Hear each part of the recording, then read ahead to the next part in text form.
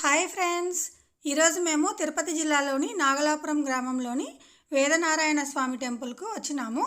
ఇక్కడ పూర్వకాలంలో సోమకుడు అనే రాక్షసుడు బ్రహ్మదేవుడి దగ్గర నుంచి వేదాలు దొంగిలించగా శ్రీ మహావిష్ణువు మత్స్యావతారం ఎత్తి ఆ రాక్షసుని సంహరించి వేదాలు కాపాడినాడని, అందుకే ఈ నాగలాపురంకి వేదపురి అనే పేరు కూడా ఉందని ఇక్కడి అర్చకులు తెలిపారు.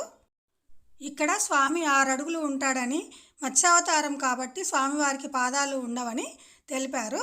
అంతేకాకుండా ప్రతి సంవత్సరము మార్చి నెలలో స్వామివారికి సూర్యపూజ తెప్పోత్సవం నిర్వహిస్తారని, 26, 27, 28 తేదీలలో స్వామివారికి మొదటి రోజు అంటే 26వ తేదీ 7 వాకిళ్లను దాటుకొని సూర్యకిరణాలు స్వామి పాదాల మీద తాకుతాయని, అలాగే రెండవ రోజు 27వ తేదీ స్వామి నాభిపై పడతాయని, అలాగే 28వ తేదీ స్వామి తలపై సూర్యకిరణాలు ప్రసరిస్తాయని ఇక్కడి అర్చకులు తెలిపారు.